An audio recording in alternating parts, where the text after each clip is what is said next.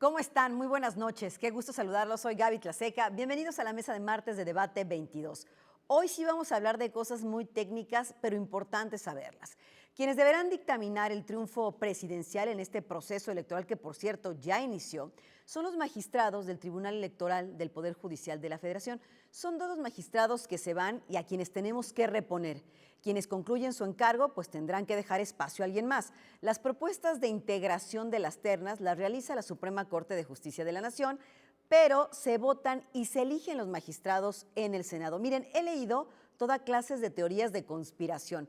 Lo más importante es hablar con un experto para saber cómo nos afectaría el tema de la no elección de estos dos magistrados que van a dictaminar la elección, qué implicaciones tiene o si de verdad no va a pasar nada. Entonces, para no caer en especulaciones, he invitado a un experto, me refiero a Juan Jesús Garza Onofre, yo creo que lo conocen como Tito Garza Onofre, quien es investigador del Instituto de Investigaciones Jurídicas de la UNAM. ¿Cómo estás, Tito? Qué gusto. Gaby, gracias por la invitación, muy contento de estar aquí, te saludo a ti y a todo el auditorio. Me siento rara porque son temas bien técnicos, entonces cuando la gente de a pie lo escuchamos, dices, ¿de qué me están hablando? Claro Te que sí. decía antes de entrar al aire que he escuchado toda suerte de que si no se eligen a tiempo estos magistrados, va a haber un golpe de Estado. Está en juego la elección, las más grandes de toda la historia. Entonces, me gustaría que empezáramos platicando, pues, ¿de qué estamos hablando cuando mencionamos esta famosa elección de los dos magistrados del Tribunal Electoral del Poder Judicial de la Federación?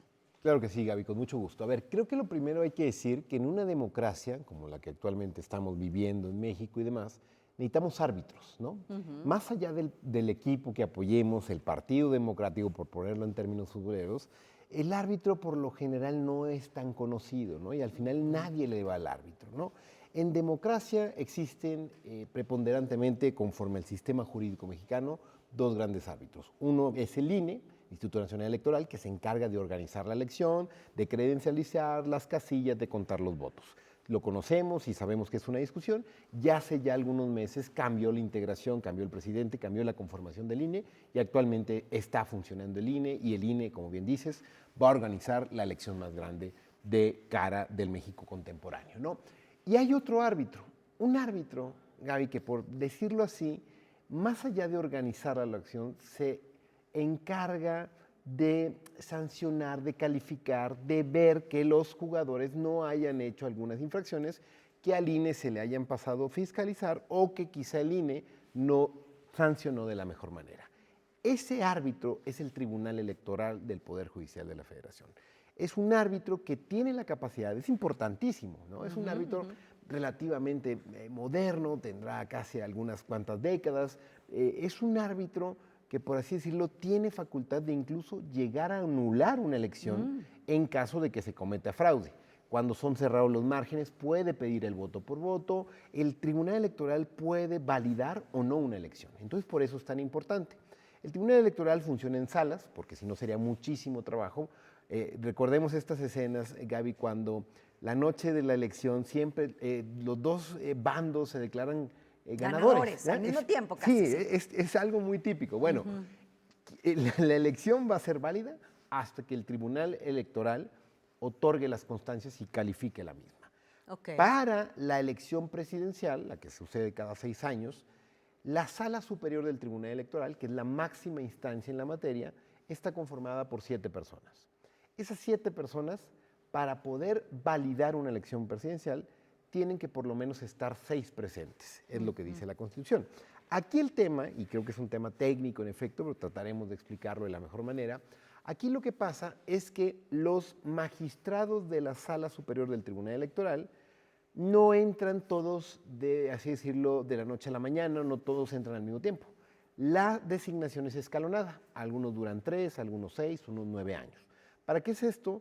Para que, como los elige el Senado, y el Senado tiene mayorías y tiene acuerdos políticos, pues se vayan renovando y no tengan un favoritismo esos árbitros. Entonces, claro, es una integración de 7 personas. Y esta integración están por salir las primeras 2. Entonces, el Tribunal Electoral va a quedar con 5. Y ahí es cuando empiezan las teorías y ahí cuando empieza Necesitaremos también... a un sexto para que se valide la elección claro, que viene. Que como bien dices, hay cualquier tipo de teorías. Algunos dicen, bueno, pues esto simplemente no vamos a poder tener presidente en México, ni presidenta, porque el árbitro no lo va a calificar, ¿no? la misma ley menciona algunas alternativas. Supongamos, en el peor de los casos, Gaby, que yo creo que necesariamente van a tenerse que poner de acuerdo nuestros actores políticos, ¿no?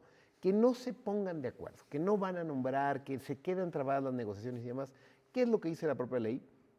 Que el magistrado de todas las demás salas regionales del Tribunal Electoral, como dije que están en todas las partes de la República, el de mayor antigüedad va a fungir como suplente, ¿vale? O sea que podríamos tener 2 suplentes. Exacto. O sea, no nos quedamos vacíos. No, no nos quedamos vacíos. Qué importante saberlo. Acá, acá lo interesante, Gaby, va a ser, ojalá que no lleguemos a ese extremo, ojalá que las fuerzas políticas puedan. Se supone que el 1 de noviembre tendrían que estarse eligiendo o ya estar elegidos estos nuevos 2 magistrados de este Tribunal Electoral del Poder Judicial de la Federación. Claro. Me voy a regresar un poquito para esta parte técnica, Tito, porque, a ver, ¿por qué se ha generado tanto ruido y tanta polémica? Leemos columnas, escuchamos en el radio, caemos en teorías, etcétera, pero vamos a regresarnos un poquito para saber por qué ha generado esta elección tanto ruido hoy por hoy. Claro, mira, ha generado mucho ruido porque el proceso de selección de estos árbitros es complicado y es arduo, es difícil, ¿no? ¿Por qué? ¿Cómo se eligen a los magistrados electorales? Primero, tienen que pasar un examen de conocimientos técnicos que se evalúa la trayectoria, que hacen ensayos y demás, que por lo general son personas que ya tienen muchos años haciendo carrera en la judicatura en materia electoral. Ahí la Suprema Corte entrevista, hace preguntas, exámenes, los van a ver, etcétera, etcétera, y la Suprema Corte tiene que enviar una terna por cada vacante. Al día de hoy, como son 2 vacantes, la Suprema Corte, exacto, 6 personas, pero no solo eso, sino que le pareció congruente con la Constitución y con los tiempos que corren que sea paritario, que sea un hombre y que sea una mujer. Entonces hizo una terna de solo hombres y una terna de solo mujeres. Una vez que ya eligen esa terna, votan los 11 ministros y ministros de la Suprema Corte, los que obtengan mayoría, por así decirlo, pasan a la siguiente ronda. Entonces, en estos momentos tenemos las 2 ternas. Le corresponde al Senado. El Senado, con una mayoría calificada, tiene que elegir al mejor perfil, tiene que comparecer, tiene que entender propiamente de la dinámica, les ponen otros exámenes, les ponen comparecencias en general, y se ha generado polémica, en particular, yo creo que por la cercanía. En particular porque ya, como bien dices, el proceso electoral ya está. Ya estamos viendo espectaculares, ya estamos viendo bardas, anuncios. El entorno ya está politizado. La discusión pública ya es propiamente para ver quiénes van a ser los próximos representantes populares. Esto hay algo de incertidumbre, Gaby, porque claramente ya empezó el partido, pero el árbitro lo van a cambiar. Entonces, creo que por eso ha habido polémica y por eso ha sido un largo proceso. Ahora bien, creo que es un llamado de atención a nuestros representantes populares el decir que una decisión tan importante, entre más sea transparente, apegada al derecho, sobre todo en tiempo y forma para evitar que a meses de que cambie propiamente la configuración del Tribunal Electoral, lleguen 2 personas totalmente nuevas a hacer equipo, integrar, a trabajar, a integrar sus equipos de trabajo, pues esto puede causar, ¿no? Bueno, no generar certeza. Pero lo que aquí creo que vale la pena decir es que la propia ley otorga alternativas. Si el Senado no se pone de acuerdo, de nueva cuenta, la Suprema Corte tiene que mandar otra propuesta. Es que lo que dices es crucial, Tito, y es muy importante, porque en toda esta polémica se ha dicho, es que Morena no quiere a nadie, es que Morena ha bloqueado el nombramiento de los nuevos 2 magistrados porque le conviene que no existan la mayoría, que son 6, para calificar la elección, porque si hubiera algún tipo de fraude, o sea, hay una serie de cosas en este proceso.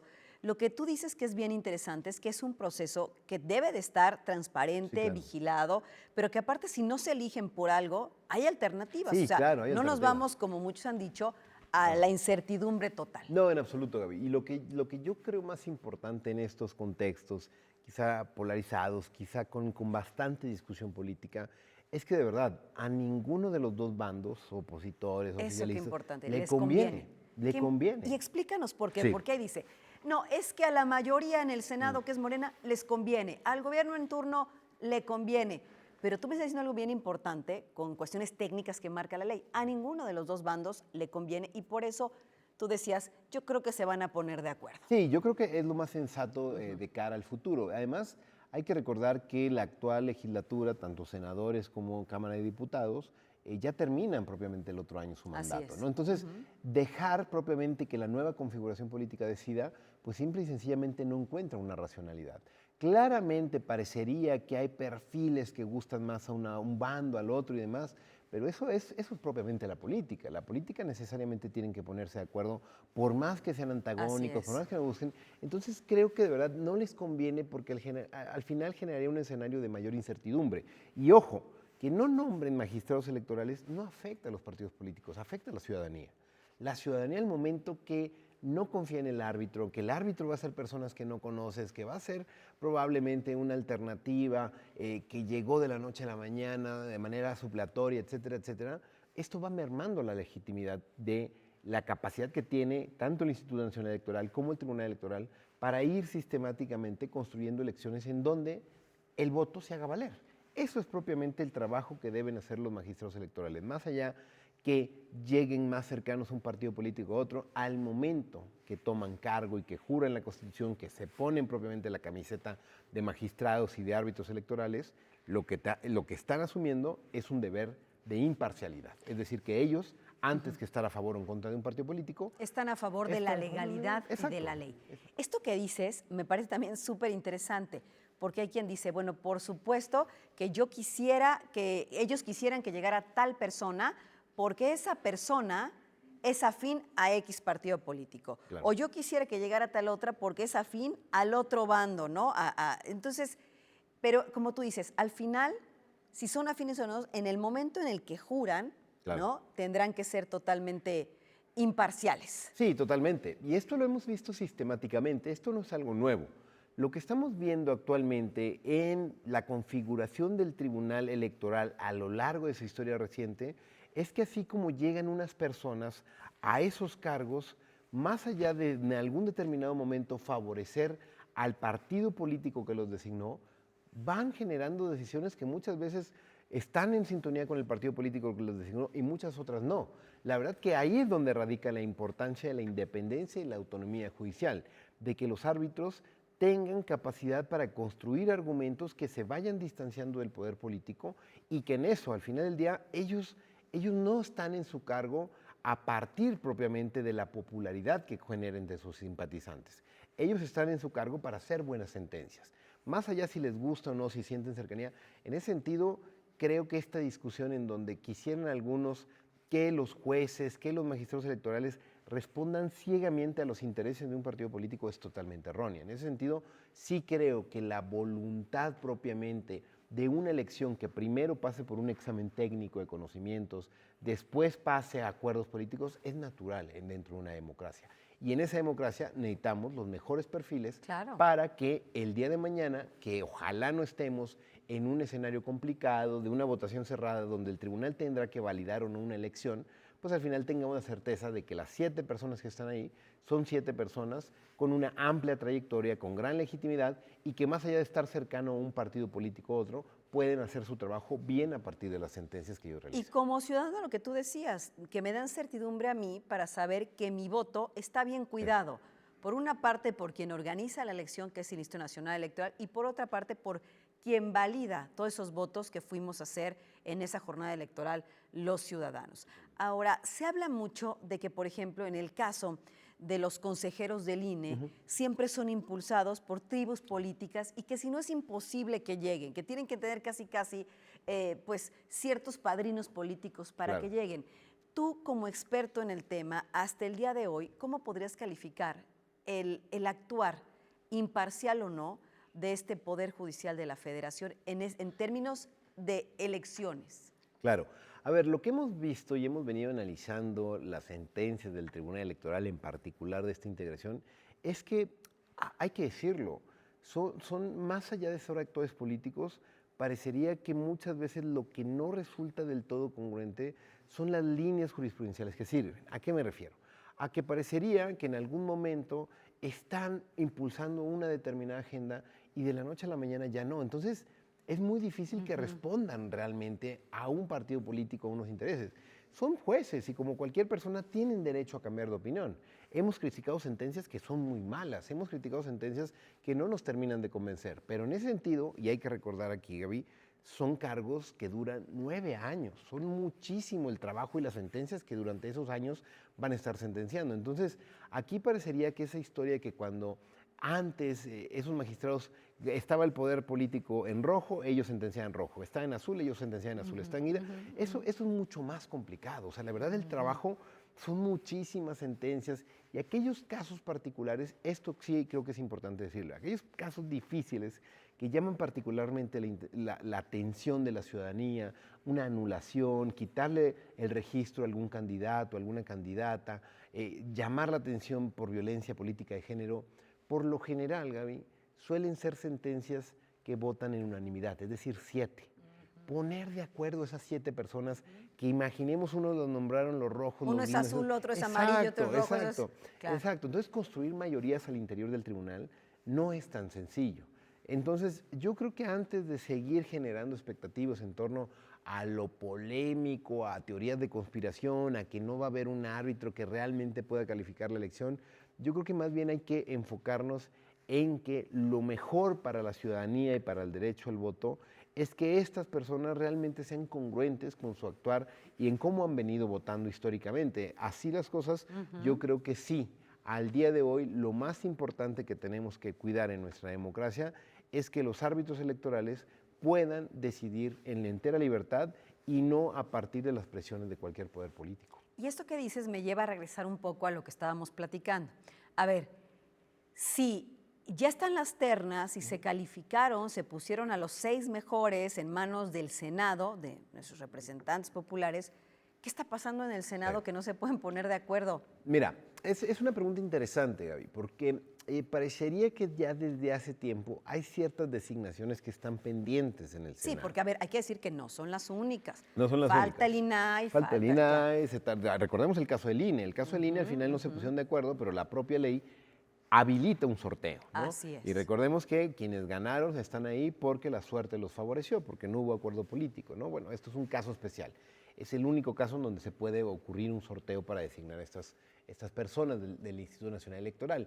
Aquí lo que parecería en el trabajo de nuestros legisladores es que parecería que no termina, que hay una franca oposición y no están de acuerdo con el diálogo y parecería que no terminan de ponerse de acuerdo, pero yo creo que tarde que temprano lo pueden hacer. Hay un caso en particular, más allá nos agrada el perfil o no. Hace un par de semanas, una consejera de la Judicatura, después de estar 2 años acéfalo el puesto, finalmente se pusieron de acuerdo. Un perfil, lo discutieron, tal, y llegó.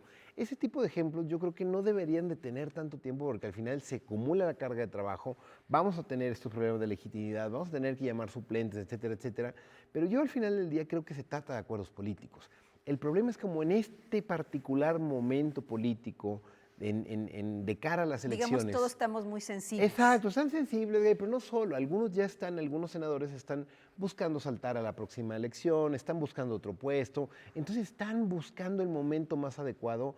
Son pocos realmente los que van a continuar, los que van a seguir construyendo una legislatura que pueda sacar adelante todos los temas pendientes. Entonces sí me parece que antes que creo que sea un mandato o por una designación o por una razón, lo que estamos viendo aquí es que ojalá los legisladores se pongan de acuerdo entendiendo que si no lo hacen pueden generar un mayor problema a su partido y no necesariamente un beneficio al mismo, de los dos bandos. Claro, ojalá. y aparte más ruido a quien se deben, Claro. que es a la ciudadanía. Claro. Por ahí, Tito, escuchábamos también, y yo creo que en casa lo han escuchado, que mucha gente proponía, bueno, no mucha gente, escuchaba decir que estos magistrados del Tribunal Electoral del Poder Judicial de Federación no los tendría que proponer la Suprema Corte, no los tendría que elegir el Senado, si se tendrían que ser elegidos por el voto popular. Claro que sí. A ver, ¿qué opinas de este tema? Mira, Gaby, algo que yo creo que no hay que tenerle miedo, algo que al final del día vale muchísimo la pena discutir, es que claramente debemos de conocer más a quienes nos juzgan, a los árbitros. Supuesto, no solamente hay que enfocarnos en los jugadores del partido, sino también en los árbitros. Y los árbitros, como sabemos, hay algunos, siguiendo por las analogías, hay algunos muy formalistas, algunos que sacan más tarjetas, etcétera. Hay que conocer propiamente a quienes nos juzgan. Yo en particular creo que la elección popular de jueces, hay algunos que le tienen mucho miedo, hay algunos que la descalifican de entrada.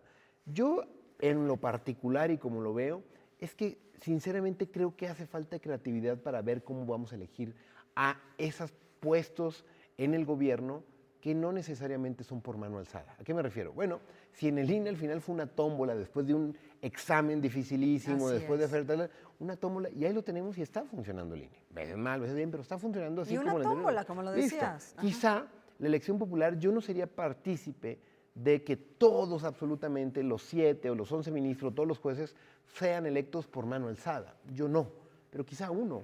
Y quizá que otro venga de las universidades, y quizá que otro venga a través del propio Poder Judicial y otro a través de las organizaciones de la sociedad civil. Si lo que queremos es un Poder Judicial más representativo de esta pluralidad que es nuestro país, discutámoslo, ¿no? Yo no creo en absolutos, no creo que una alternativa sea correcta ni tampoco la panacea para poder salir del atolladero. El problema muchas veces con la justicia, con los árbitros o con las cabezas, es que creemos que esas personas son en lo individual y siempre son órganos colegiados. Son 7 en el Tribunal Electoral, son 11 en la Suprema Corte, en la herradura del INE, son un grupo colegiado. Lo que tenemos que entender aquí es que las personas cuando trabajan en órganos colegiados necesariamente tienen que ser distintas y lo que tienen que buscar es el acuerdo. Entonces, para poder buscar el acuerdo, eso no busquemos a nuestros semejantes, a los similares. Entonces, respecto a la votación popular de jueces, yo no le tengo miedo, no la apoyaría absolutamente si fuera todo o nada, pero creo que hay que cambiar y hay que repensar la manera en cómo elegimos a las personas que nos juzgan, porque también hay que decirlo que muchos de esos concursos o muchas de esas designaciones pues son designaciones políticas o de estos acuerdos que no se llegan. Entonces, yo creo que hay que pensar con mucha más creatividad o mucho más arrojo cómo vamos a elegir a los árbitros que al final del día van a ser quienes tengan el punto final para validar o no, no solamente elecciones, sino también leyes y actos de gobierno, políticas públicas que resultan primordiales para el futuro de esta nación. Y eso es proteger también a la ciudadanía y proteger también la democracia que tanto trabajo todos los días cuesta construir, Tito. Ahora, ¿por qué parece haber en general, y esto también ha sido motivo de muchas columnas, pláticas, debates y mucho más, de que hay un desacuerdo entre el Poder Judicial y el gobierno actual? Sí, a ver, en particular me parece que en los últimos meses ha habido una serie de conversaciones públicas en donde el Poder Judicial parecería ser el antagonista del poder político, ¿no? Y esto yo sinceramente creo que no debe ser lo normal en una democracia, al contrario. Me parecería que el Poder Judicial debería ser el guardián último de la Constitución que se debe propiamente a validar que los actos sean conforme a derecho.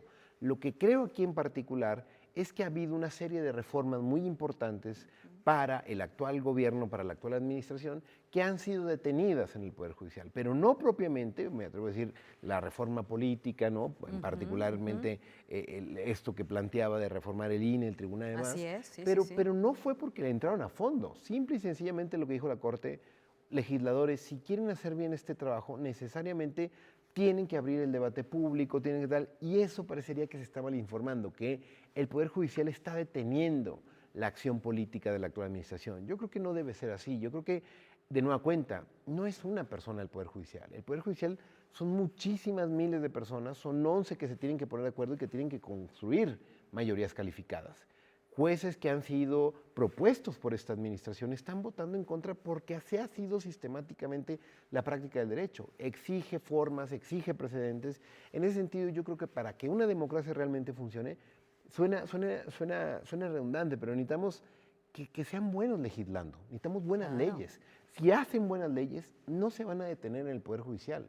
Aquí no se está enfocando en el fondo, sino que la forma necesariamente acarrea varios vicios del procedimiento legislativo. Entonces, creo que no es sano, creo que de verdad un poder judicial fuerte, independiente, permanece, el poder político se va a ir, van a llegar otros en 6 años. Entonces, hay que entender que los mandatos de estas personas tienen que ser técnicos, pero técnicos que al final del día no estén partidizándose y no estén velando por la coyuntura. En ese sentido, creo que vale la pena hacer una apología de la independencia y la autonomía judicial hoy en día. Y lo que tú dices, al final el hacerlo de manera técnica, pegada al derecho, es una herencia que nos beneficia a todos, a los magistrados que vienen, que van a sustituir a los que salen, etcétera. Es construir una fortaleza de las instituciones y una fortaleza en la democracia. Se nos acaba el tiempo, mi querido Tito, pero creo que nos has dado aquí, entre rudos y técnicos, de verdad una súper explicación para alejarnos de todas estas teorías conspirativas que tanto daño también hacen cuando hablamos de la desinformación.